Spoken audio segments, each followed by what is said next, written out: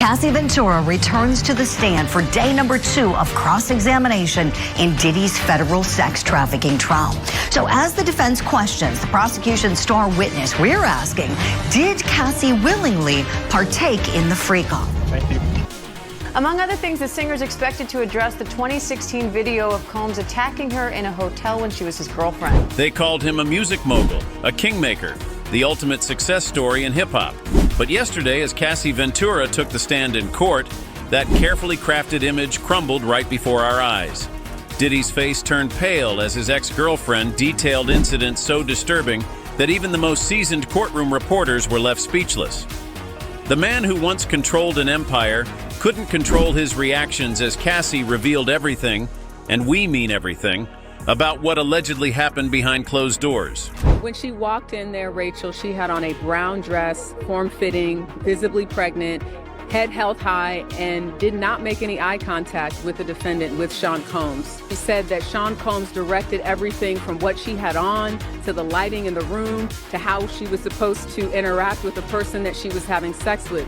And again, just to reiterate what is a freak-off, the freak-off essentially was something that Cassie said she learned about through Sean Combs about a year into their relationship. He described it as voyeurism, wanting to watch her have sex with someone else. And she said that she did it because she was 22, 21, she was young, she didn't know any better, and that she wanted to please Sean Combs. Among other things, the singer is expected to address the 2016 video of Combs attacking her in a hotel when she was his girlfriend. Combs has pleaded not guilty. His attorneys argue the video is evidence of jealousy, not sex trafficking. And now for the first time, jurors are hearing what Cassie has to say about that and other aspects of their 10-year relationship. For decades, Sean Diddy Combs walked through the music industry like he owned it, because he practically did. The man built Bad Boy Records from nothing, turned artists into superstars, and created a brand that expanded beyond music into fashion, vodka, and media. On paper, Diddy was the ultimate success story, the guy who showed everyone how to turn hip-hop into serious business money. But that perfect image, that carefully crafted persona of business genius, mentor, and music visionary, it was hiding something much darker if you believe what's coming out in court right now. While magazines put him on covers for his business moves, while fans cheered his performances, while everyone saw his polished red carpet smile, Cassie Ventura was reportedly living a completely different reality. The contrast was shocking to everyone in that courtroom yesterday. Here's a man who presents himself as the ultimate professional in public. Custom suits, perfect grooming, always saying the right thing in interviews. But the allegations? They paint a picture of someone completely different behind closed doors. Someone unrecognizable to fans who only knew his public face. Court reporters noted how Diddy arrived for day 2, looking exactly like the billionaire mogul we all recognize. He walked in surrounded by his team of high-priced lawyers, nodding confidently to people in the courtroom, even smiling occasionally. The man looked like he was heading to a business meeting, not facing serious allegations from his ex-girlfriend. That confidence? It didn't last long. Multiple witnesses described how Diddy's whole demeanor changed within the first 30 minutes of Cassie's testimony. The swagger disappeared, the confidence evaporated, the calm business face started showing cracks. As Cassie began describing specific incidents from their relationship, Diddy's legal team jumped up with objections repeatedly, almost desperately trying to stop her words. Can you imagine this? The man who built a billion-dollar empire, who controlled the careers of countless artists, who negotiated massive business deals, suddenly unable to control his own reactions in a courtroom. Witnesses described how Diddy couldn't sit still as Cassie spoke. The power dynamic had completely flipped. When Cassie actually took the stand, people in the courtroom couldn't take their eyes off Diddy. His face reportedly drained of color, like someone had pulled a plug. He started fidgeting with his tie, then his cufflinks, then just his hands. At one point, court observers noticed him frantically writing notes and passing them to his lawyers. The notes came so fast that one of his attorneys had to put a hand up to slow him down. One court reporter described it as watching someone realize they've lost control of the narrative for the first time in their life. Another person present said Diddy looked physically ill as Cassie calmly detailed their relationship. A third witness mentioned seeing Diddy close his eyes several times, like he couldn't bear to look at Cassie or hear what she was saying. And this was just the beginning. As Cassie's testimony continued through the afternoon, The courtroom would soon discover exactly why Diddy couldn't keep his cool. The specific allegation she was about to make would send shockwaves through the entire music industry and potentially destroy the legacy Diddy spent decades building. The man who always controlled the story was about to face a version he couldn't edit or produce. And at some point in time, she actually had said that she looked forward to the freak-offs. Why did Cassie express looking forward to these said freak-offs? When the prosecution asked her, was there ever a time that you enjoyed the freak-offs? This is when Cassie got choked up and she said, I did, but only because I got to spend one-on-one time with Combs and I really did love him. And that is speaking to the psychological abuse in addition to the physical abuse that she potentially experienced. Yet, she's definitely laying out someone who was young, who was influenced by wanting to have this record career. She signed a 10-album deal with Bad Boy Entertainment led by Sean Combs, and basically describes being enamored by Sean Combs, loving him, not knowing about certain things sexually, and him sort of telling her, teaching her about that. And what you hear is someone that was young and she even said, you know, I was young, I was naive, I didn't know any better. But she's really telling the story of someone who thought she was going to be with someone in this music industry that was going to help her career, that cared about her, but quickly learned after the freak-offs that wasn't the case. And what I thought was also interesting is she said that after that first freak-off, she said she felt dirty. She didn't want to do it. And when she brought up the idea of having a conversation about the freak-offs in an email, which the jurors saw, she said she backpedaled in the email because Combs responded by saying, I know, you don't want to do it. And she said, oh no, well, it's not that. But that was the beginning. That was in 2010, where she brings up in an email that she wanted to have a conversation about this. And in her words, she didn't want to do it, but she felt like she had to do it.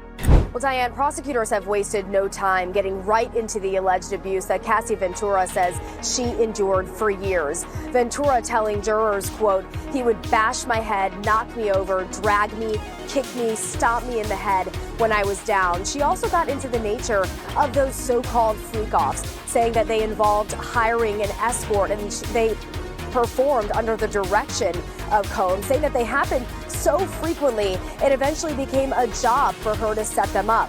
Ventura said she did not feel she had much of a choice but to participate, that she feared that Combs would retaliate or potentially blackmail her if she did not.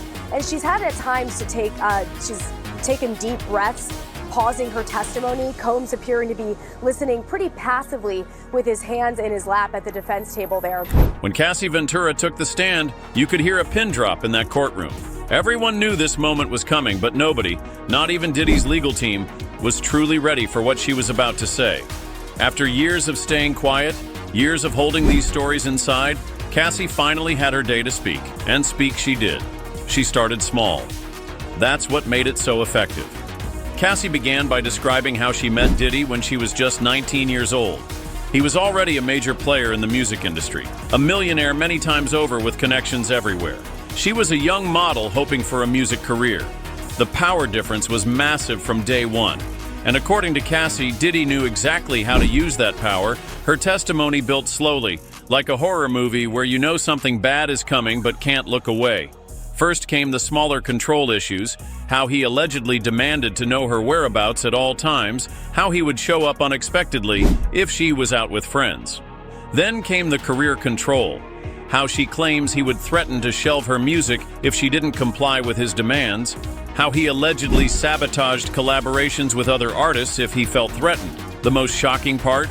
Court transcripts show Cassie described how Diddy allegedly installed tracking software on her phone. She testified that he would sometimes call her minutes after she arrived somewhere, knowing exactly where she was. She claimed he gradually cut her off from friends who might put ideas in her head about leaving him. One by one, her support system allegedly disappeared until Diddy was all she had. The judge had to call for order 3 separate times during this part of the testimony. Diddy couldn't seem to control himself. He was shaking his head, whispering loudly to his lawyers, making faces that the jury could clearly see. Each time the judge warned him, he'd compose himself for 5 minutes before starting again. It was like watching someone who's never been told no suddenly realize they can't control the situation. Then came the moment that changed everything. Cassie pulled out her phone and handed it to her attorney. They projected text messages and emails onto a screen for the entire court to see. The look on Diddy's face? Pure shock. He clearly had no idea she had kept these messages all these years. Messages where he allegedly apologized for violent outbursts. Messages where he supposedly threatened her career if she told anyone what happened. Messages that directly contradicted statements his PR team had been putting out for years. But those messages were just the warm-up. As Cassie continued her testimony, she began describing physical assaults that allegedly took place throughout their relationship. The courtroom went completely silent as she detailed being thrown against walls during arguments. She described an incident being thrown against walls during arguments. She described an incident where she claims he pushed her down a flight of stairs at a rental house in Miami. Most disturbing of all, she testified about multiple occasions where he allegedly choked her until she nearly lost consciousness, only stopping when she would go limp. Several jurors visibly reacted to these allegations. One older woman on the jury was seen wiping tears. A male juror couldn't maintain eye contact with Diddy after some of the more graphic descriptions. The most seasoned reporters in that courtroom admitted they were unprepared for the level of detail in Cassie's testimony. And all of this was just leading up to the hotel incident that would blow this case wide open. Cassie's relationship with Diddy. Some of those details we've seen in prior lawsuits, but to hear her on the stand actually giving those details, reliving those moments herself. Also, you have to remember, she's very pregnant right now. So I'm gonna be curious to see how long she makes it on the stand, how she's emotionally able to weather all of these questions. And what's going to be interesting to watch is, the defense from the very start in their opening statement said that she chose to be there. So I'm going to be curious to see how she responds to questions about, was this her choice or did she feel like she had to do all of these things? I think what made Cassie emotional is having to describe the details of the freak-off and why she did it. When she talked about wanting to do it to please Sean Combs, that's when she broke down. Up until that point, she had just been answering the questions. She's a little soft-spoken at times, but that's when she got emotional. When she had to answer the question about if she enjoyed it, that's when she broke down, because she said, I enjoyed being with Sean Combs. And she says, I did it because it made him happy. What did the expressions of the jurors look like? The jurors are laser focused on what Cassie has to say. And that's to be expected, right? Because she is the person who will likely be on the stand, according to attorneys, for 2, maybe 3 days. She's the one that was in the relationship with Sean Combs for over 10 years. So she's got a lot to say, and she's just getting started. Just how important is Cassie's testimony to the prosecution? I think it really connects the dots, Rachel. When you look at that initial indictment and what's being alleged, she really is the person that has probably the most information about this idea that the prosecution says, which is creating a criminal enterprise for Sean Combs' sexual desires. Something else that the jurors saw today that sort of connects it back to this alleged criminal enterprise are 7 photos of people that were very close to Sean Combs, one even his former chief of staff. And these were all people that Cassie Ventura was able to name and explain the functions in terms of what they did: security, driver, chief of staff, someone that handled financials. So it's showing that she knew some of these people, again, because she was with him, around him for so long. I thought I was going to die that night, Cassie said, her voice barely above a whisper as the courtroom leaned forward to hear every word. She was describing an incident at the Four Seasons Hotel that nobody, not the press, not the fans, not even the gossip blogs, had ever heard about before. This hotel incident had stayed buried for years. Cassie explained how she'd kept it secret out of fear. Fear for her career, fear for her safety, and fear that nobody would believe her over someone as powerful as Diddy. But now, sitting on that witness stand, she wasn't holding anything back. According to Cassie, what started as a normal industry after-party turned into a nightmare. She testified that Diddy became enraged after seeing her talking to another music executive. She described how his smile disappeared, how he grabbed her arm so hard it left marks, and how he whispered threats in her ear while maintaining his public face in front of others at the event. The most shocking part? Cassie told the court that Diddy literally dragged her through the hotel lobby to the elevators. She said she was crying and trying to pull away, making enough of a scene that hotel security approached them. But the security guard backed off when he recognized Diddy. He just asked if everything was okay, and when Mr. Combs said yes, he walked away. He didn't even ask me if I was okay, Cassie testified. Then came the photos. Cassie's lawyer presented a series of images she had taken of herself the morning after the incident. Bruises on her arms, a split lip, redness around her neck. These weren't professional photos. They were shaky, clearly taken in a bathroom mirror, which somehow made them even more disturbing. Cassie explained she took them because she was afraid nobody would believe her otherwise. Diddy's legal team jumped into action, trying everything to keep these photos from being shown to the jury. They argued the photos weren't properly authenticated, that they could have been from anything, that they should have been submitted during discovery. The judge denied every objection, and the photos were displayed on the courtroom screens. The jury's reaction said everything. One female juror physically covered her mouth in shock. 2 male jurors couldn't even look at the images, turning their heads away. A juror in the back row was seen writing frantically in her notebook, her hand shaking. This hotel incident was the bombshell nobody saw coming. There had been no mention of it in previous statements or filings. Diddy's team had no prepared response because they didn't know it was coming. The look of panic on his lawyers' faces was obvious to everyone in the courtroom. Cassie described how Diddy allegedly threw a champagne bottle at her head, missing her by inches and shattering against the wall. She testified that he destroyed the hotel room in a rage, breaking a lamp, flipping a table, and punching a hole in the bathroom door. Most disturbing of all, she claimed he prevented her from leaving the room for over 48 hours, taking her phone and threatening consequences if she tried to call for help. As this part of the testimony ended, everyone in that courtroom turned to look at Diddy. His reaction would become the moment that defined the entire trial and possibly the rest of his career.